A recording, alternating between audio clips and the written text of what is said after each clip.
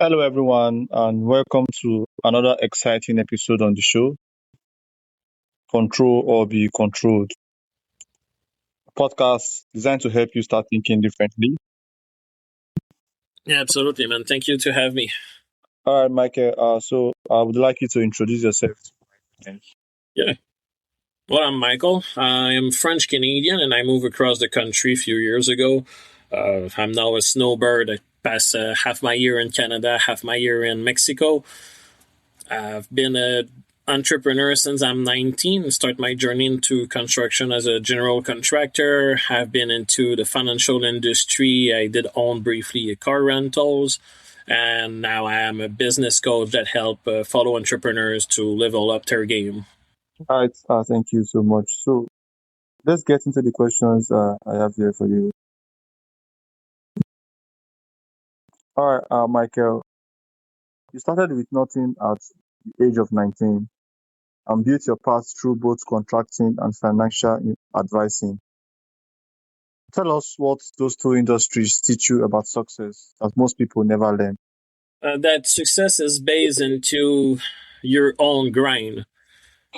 It's not gonna be easy. It's gonna be very hard. It's gonna take certainly way more time that you think it will to achieve what success means to you. For me, I don't believe that success lie into the amount of money you have in your bank account, but into the lifestyle that you want for yourself. As I was saying, I'm a snowbird, so I spend my time in Mexico to escape the winter here in Canada, and for me, that was a big goals in my life. So that's a kind of success for my career, and that's a part that I feel that people always get a bit confused because I think they attach success to have a bigger house, a bigger car, a bigger bank account, but they forget about what it is that they want around those things, right? It's like money is the sole product of your success. It's not the goal, right? And having a lifestyle that people will like and to have instead, well, for me, that's called success.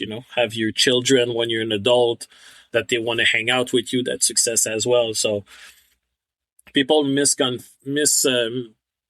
are confused, I think, about what success really mean. All right, so you often say that you don't work with people who are stuck.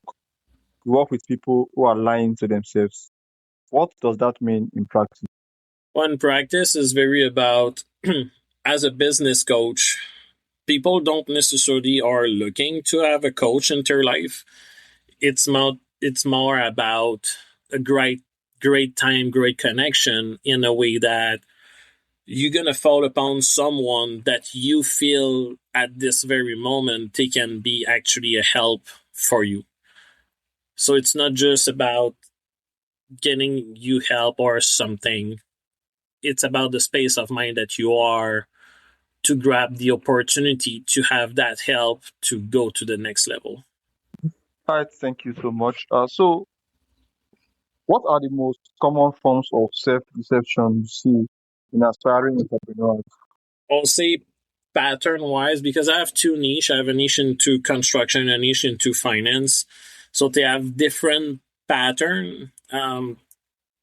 Let's say that construction will lack tremendously into back offices. And that's something that we see a lot of recurrency that they do believe they have a system in place that is working because they kind of like MacGyver something that kind of work for now and they make them believe themselves that they do have a system, which is mostly not true because we just always redo everything in the back office.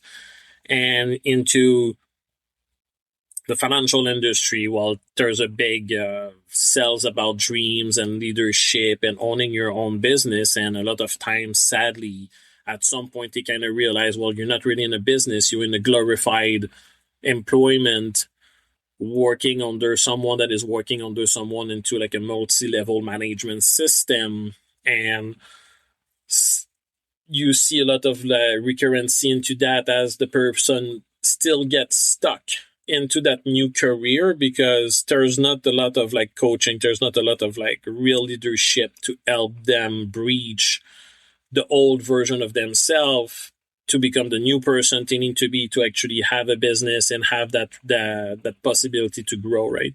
So it's depending on situation, right? Pattern are very, very different, but there's always a big gap into the mindset from something that I talk a lot is about you spend most of your time into an operator situation into your business in your life instead of going towards a CEO mindset. Be the person that is actually overseeing operation, that is doing development, that is doing bigger deal, the next deal, and so on. So I'll say that majorly that will be like a big gap into the mindset, or people they don't see big enough. They don't think about the possibility of what can be done, what could be done. So there's a big gap towards that for sure. Why do so many people stay in the almost ready stage for years without ever executing? That's an easy question. Is most people start their business for about the same reason. They are good at what they do. They are exhausted to work for someone else, and they want a bigger paycheck. So having just that in your hand will take you towards something, which is like a plateaus. So your skills will take you there. But then what? Because you didn't take the time to learn about business, the skill of business, the relationship, the money, the doing deals properly, contract properly, and so on.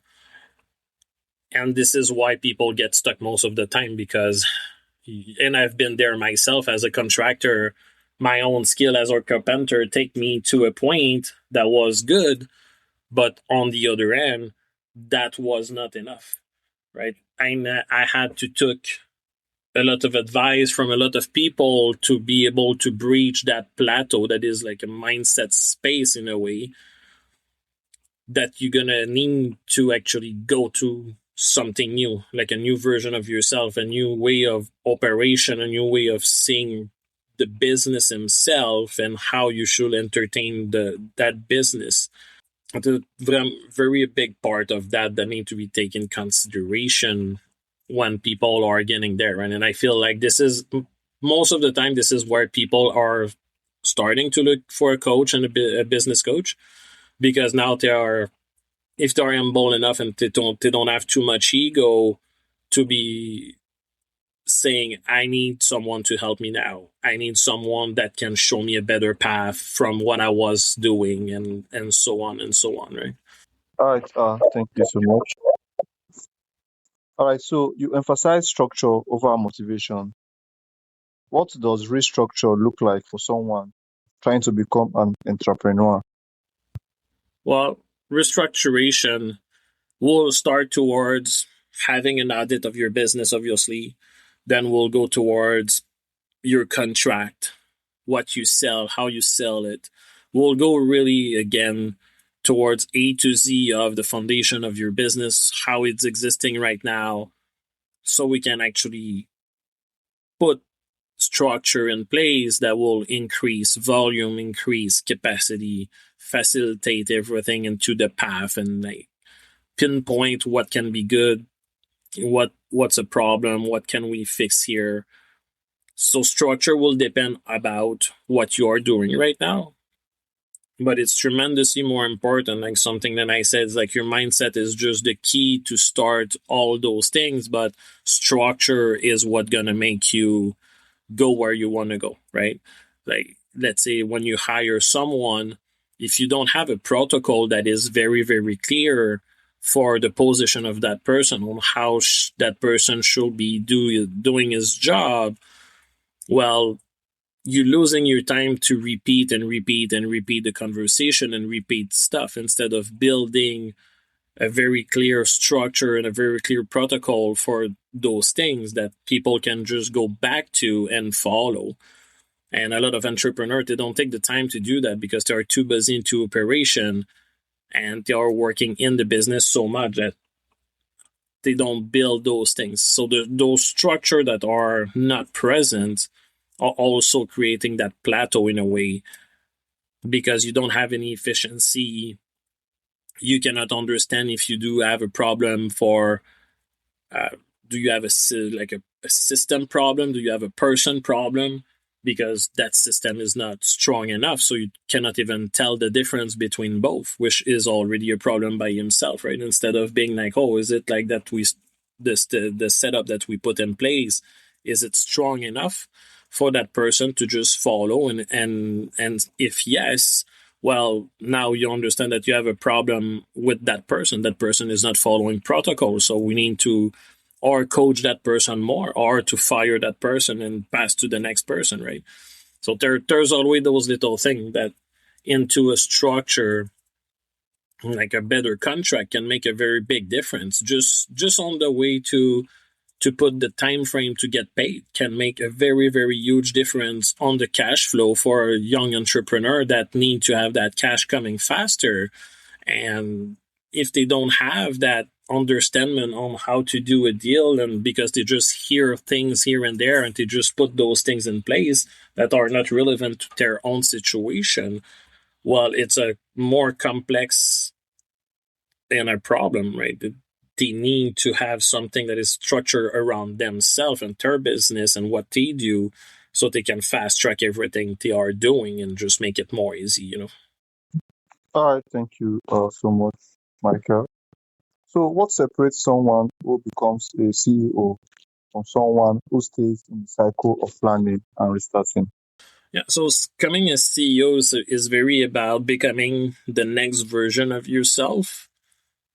To quit the operation and becoming a CEO, it's mostly about mindset, how you act on the business when there's a fire, the way that you impose yourself to it.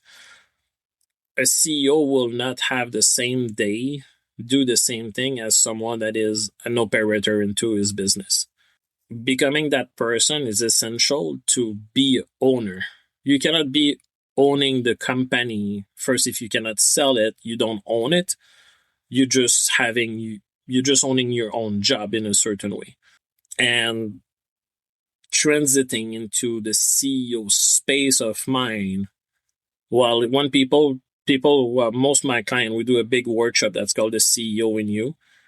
That is actually like a big day on how to implement little thing in your life and your business that will help you become that person, help you in understand the vision that you need to have about the next version of yourself that is that person, but also the blueprint on what it is to be a CEO. Like what's the job of a CEO exactly? What will it take from you? Like what time that person is showing up in the morning, what the first thing that person is doing, when that kind of situation happen, what that person is doing, right? So again, it's about structuring that identity for the next step of yourself. Because a CEO is not doing HR job, is not doing sales, is not doing everything, not wearing every hat. You're choosing very specifically the thing that you need to take care the most, like the thing that are like urgent and important, and everything else need to be delegated to people that you did train, that you put the structure in place, so that person will actually achieve greater thing, create more opportunity into the business. And that's very important because you cannot scale a business when you spend all your time in the business. A CEO spend more time on the business himself than working in the business. And that's a very big, big difference for entrepreneurs to understand that. You need to transit it into a state that you spend more time to work on the business and not in the business. All right. So, in your experience, where does discipline actually come from, especially for people who feel like they don't have it? Well, obviously, there's learning curves. I start my journey quite young into my own business, so that been a hustle. You know, I was not afraid to try. I'm the kind of person that is more afraid to not to try than actually try, right? So kind of like a superpower in a way when I talk to my clients, because a lot of clients have the imposter syndrome, right? They are afraid of doing some stuff because they never did that before, and some stuff and some stuff. And for me, that's always been, well, I'll just figure it out and I'll find. I trust myself enough in finding the right solution and be humble enough to tell people that I do not know this, but I will find it out. Right. So for me, I kind of push that situation away in the sense that I'm like, even if I don't know, I can find that out. So I don't need to be insecure about things. I just need to be honest enough and speak loudly, in which client very like normally when you are humble enough to tell them like, hey, I'm sorry, this is outside of my experience, competence, and whatever, but I will do my due diligence and find it out and do it properly then. That build trust into relationship as well. People are maybe afraid a lot of time, and it's okay, and you should, right? If you are not afraid to do something totally new that can be very impactful into your life and whatever, like maybe you're a bit crazy or not, but it's important to accept whatever feeling you have, but also to go dance with them in a way to be like, hey, it's scary to take that leap of faith and like start my business and so on. But in the same time, it's like you can wait all your life and then just regret at the end to never even have tried. So it's, for me, it's just in a way that is like, it's better, you better to have the knowledge of the failure than the regret of asking yourself, what if? All right. Thank you so much. Yeah. So here is my final question for you. What is one question you wish I would have asked you that I did not ask you? Well, that's an interesting one. Um, what about what will be the next step for your career, right? What will be like a good next step to take care for the growth of your business, let's say, right? I don't know if you have like more than the podcast itself, right? But what will be like a good next step for you, right? Sorry, I didn't get it. I didn't get what you said. What will be a good next step for your career, right? Like what it is that you're looking for into your next step. Probably for my podcast is to get bigger and probably have this studio for myself where I can do in-person recording and have like a worldwide audience. Fantastic. And like if I wanted to give you like a little bit of a coaching point of view, right? It's, I will ask you, if we were doing business, well, show me every step. Can you show me the spreadsheet of what it is that you do on a daily basis to make that happen, the commitment into it? What been working for you to achieve those goals, and what did not work, and why? Because the why is super important, because we can always double on the why to make it better. But in a way also is like, are you pushing further than competition? Are you investing more money than competition? But are you marketing the podcast, or are you just rolling the podcast, right? There's a difference between advertisement and doing it. A lot of time that can be the key of your success, and it's to start to promote the podcast outside of just doing it, right? It's like, instead of just posting the podcast, well, you start to actually took chunk of it and put that into post and leads generation to create more views and more guests, and more so that will propose what you want to do, right? And like start to be like, okay, so we want a studio, what is going to take to have a studio? And then from that, we can go back to where you are and understand, well, my next logical step will be this and this and that. And that's what make a big difference. When you have a clear vision from the next step, we can start from there and going back to you, then start to implement structure and goals and build a blueprint to achieve those things. So that's a part that I will say, it's like, it's very about build a very clear vision, then put process in place coming back to you so you understand more what it is that the next step you need to take to achieve those things. All right. So, thank you very much, Michael. Thank you for sharing your perspective and your story on what it really takes to go from intention to execution. So, before you go, how can my listeners connect with you and learn more about your work?